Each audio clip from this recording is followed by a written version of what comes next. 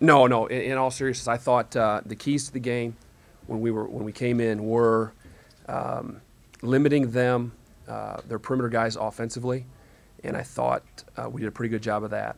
I thought another big key was going to be the rebounding number, and we got back to doing a good job on the glass. We obviously need to do a better job finishing games. We didn't handle the last, I don't know, 3.5 minutes the right way, but it's a growth process. We'll keep getting better. But at the end of the day, the bottom line is I thought our guys played pretty hard and achieved the goal tonight, which was to win. What information can you give us on McCorkle? I really don't have much. He landed on his landed on his back and his hip at halftime. They just couldn't get his hip loosened up. So we'll have that evaluated, tonight and tomorrow morning. And Johnny was just a sprained ankle? I'll be honest with you, I don't know. I think John, I have no idea because I looked at him and said, "Are you good?" And he said, "Yeah." So I don't know if it was maybe he slipped a little bit and kind of felt a tweak in his groin, or maybe like you said, a little. I honestly don't know. Was there a difference in your team when Rio went in and played all the minutes as opposed to what Trey did? They're significantly different players, and I think at times, like Mario's much better than Trey at playing off of others, finding open space, going up, getting balls around the goal.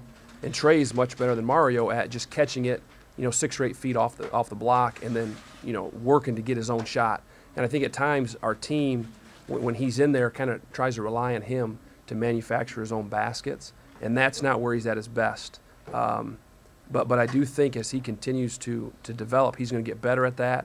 And I thought his play in the second half was a significant factor in us winning the game. What was the mood of the team at halftime, knowing that Trey probably won't come out or probably won't play in the second half? You got a 10-point lead, but how are they looking around saying, "All right, what do we do now?" No, not really. I think part of the fact that we play so many guys, guys are comfortable with a lot of people.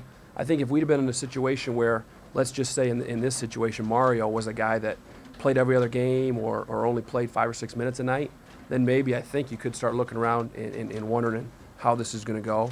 But I think our guys have a lot of confidence in Mario. We've got a lot of confidence in Mario, and I think it worked out tonight. When you take a look at adding Justin and adding Antoine to the new game, do you feel like now that the roles are more defined for everybody out there, that that's really shown itself the last couple of games, allowed you to be more successful? I think so. I think part of the it was a bad time for those guys to become eligible in terms of the opponents that we were facing.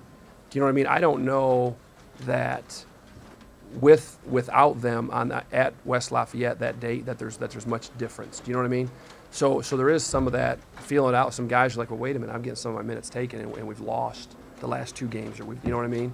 But I do think now that we've had some success, we've competed in practice, that the roles are becoming more clearly defined. I think our guys are really accepting them, and we've just got to continue to make sure that everybody continues to work and be prepared when their time does come.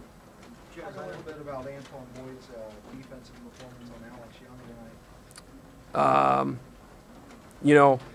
I'm going to give credit to Coach Campy up at Oakland. I was watching something he said the other day about another player in our league, and he said, he wasn't concerned about him scoring points so long as he was taking a lot of shots. And I feel like, Alex got 25 tonight, but I really feel like Antoine frustrated him. I think it was a hard 25. And so to answer your question, just proud as all get out of Antoine. I thought he answered the bell tonight and really was another huge contributor in us winning tonight, mainly on the defensive end. When you beat a team that's in state, that's in your conference, does it mean a little bit more because of basically the location of where you guys are at compared to them? No, I don't. I mean, I don't think so. I think it may outside of our deal, but at the end of the day, it's one game out of 29 or 30. Do you know what I mean? And so we're not going to put a crazy amount of stock into it, just like we wouldn't had we lost the game. I think our entire focus, we're gonna watch the tape tonight. We'll spend some time with our team tomorrow, reviewing this game very briefly, because we got a good Western Illinois team coming in here on Saturday that needs to be our focus tomorrow. Was this a game that you might have found, not found, but your defensive identity? Because it seems like the little guys just are starting to put a lot of pressure on the ball. Out top. Yeah, we did a better job, and I think where it's coming from is our guys are starting to grasp the concept of our gap defense and not hugging their man off the ball. So a guy like Johnny, who, let's be honest, he's not the quickest or most athletic perimeter guy that he's going to guard. He can really sit down knowing that he's got his two teammates right in his gaps prepared. And you saw today in the first half, we probably had 3 steals just out of that gap where they try to drive it, they may get a little step, and we got a guy standing right there. So I think, yes, to answer your question, we are definitely doing a better job of defending the way we want to, and it's not just on the ball. It's the on-the-ball guys having confidence because away from the ball, we're where we're supposed to be. We've got to do a better job on the glass, but I do, Steve, to answer your question, I do think we've made some progress in the last week on the defensive end. You know what's amazing is, like, we may just stop practicing free throws because it's literally, I couldn't tell you the amount of time we put into it. And, I think it's been a little bit of a roller coaster. Early in the year, we were knocking them all down. Tonight, we couldn't make one. So hopefully that means on Saturday they're falling. But, free throws, it's just concentration. It's staying in the moment, not getting caught up in what just happened or what's about to happen. And, with young guys, you just got to keep working and keep putting them in those situations. Because we're good shooters, and they'll fall. We just got to keep plugging away. Coming off a frustrating road trip, to say the least, to get your second straight at home in this homestand, how pivotal could this period be for you if you're able to keep going? I think it's extremely critical, because what happens is if we come in and let's say we drop these 2, now we've really put ourselves in a huge hole that we've got to dig out of, and you don't want to be digging out of big holes, So I'm pleased. I think it's good for our team to kind of get on the winning ways and feel good here at home. Hopefully, it can carry over to Saturday. When you saw Trey down and Coach called your name, does anything go in your head saying, all right, I got to do this, or is it just instinctive, or what is the? Trey's a hard act to follow because he plays so hard and has a lot of post moves, and he's an effective scorer down there. So I knew I had to come in and step up my play in the game and just try to get a win for our team. Did you have to play smarter, stay out of foul trouble? Did you have to play a little, change your game a little bit just to kind of like knowing that you were it? Kind of, because I know I come in for him, so he couldn't get back in, so I know I had to stay on the court longer, so I had to try to play more smarter, try to keep my wind up and go up and down the court, play hard. Antoine, talk about the roles that you guys have fallen into now that since you and Justin came back in the Purdue game, and it takes a while to sort things out, but how you kind of hit your stride and everybody knows what to do in the last couple of games. I think everybody got the same role. Offense comes for everybody, but it's just defense. We defend. Everybody lock in and defend. I think we'd be a great team, and that's the focus right now, just defense. So. Frank, as far as you go, talk about what it means to get a win over IUPUI. Obviously, you battled them in some tough games, and it's a in-state rival. Yeah, it's definitely huge to get a win, especially because I've never beat them at home. So it's definitely good to finally get a win on my belt. Yeah, in your eyes, what was the biggest difference tonight? I think our defensive intensity and crashing to the glass, I think that helped us a lot. Frank, when I don't know exactly what the score was, but late in the game, I think you guys might have been up 4 or something like that. You had 2 free throws. Were you aware how badly the team was shooting free throws? Our team? Yeah. No, I wasn't. I was just thinking about going to the line and sinking it.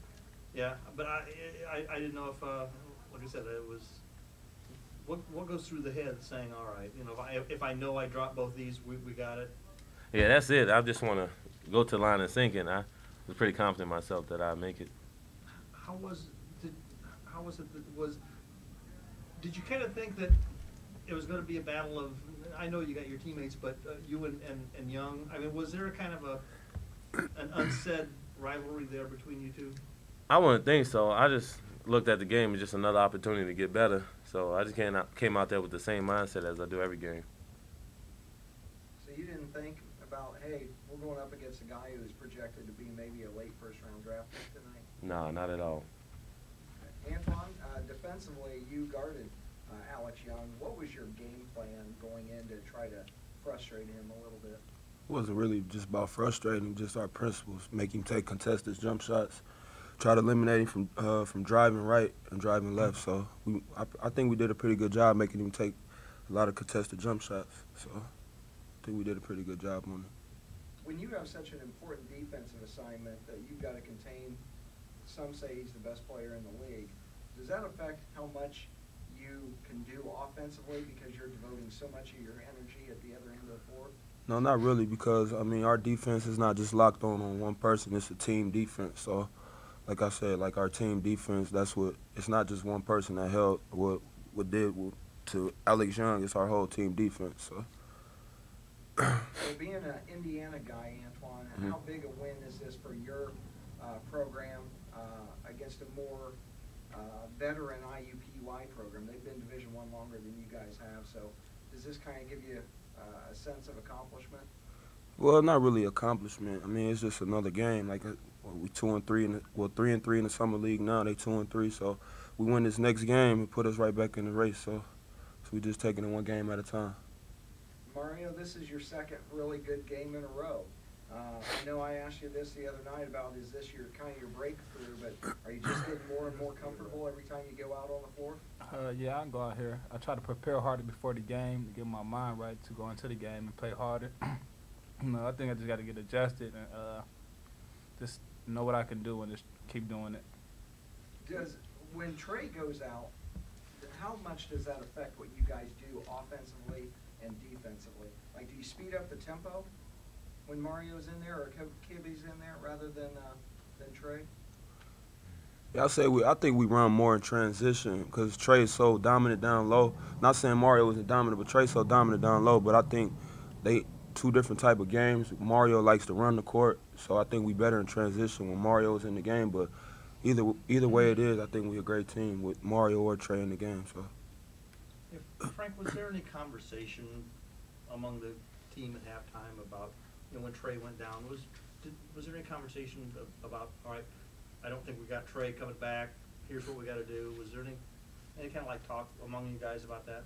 I mean, not that I remember. I knew we just wanted to come out and not have any letdowns, especially knowing that Trey can't play the second half. So we just want to come out there with a lot of fire, so we wouldn't have to get down late. Okay. Did he say anything to you during the half, or here's what you got to do? Any kind of words of encouragement to you? No, he just told me to play hard because he wanted to be able to come back in and play. He just told me just stay out there, play hard, and just do my best. What's it like, guys, when you're in the middle of a really tough game against a good team and a rival, and you see Trey go down, and then Johnny's just bringing the ball up the court and his ankle gives out on him or whatever happened, and so he's out. I mean, does it kind of dawn on you that, hey, things aren't going our way, we're going to have to battle through this? Or are you so wrapped up in what you're trying to get done that some of the problems that occur you don't focus on? I think we don't focus on the problems. Like, if a problem happens, we just try to make sure it doesn't happen the next play, and we just look for Jazz to lead us into the next play.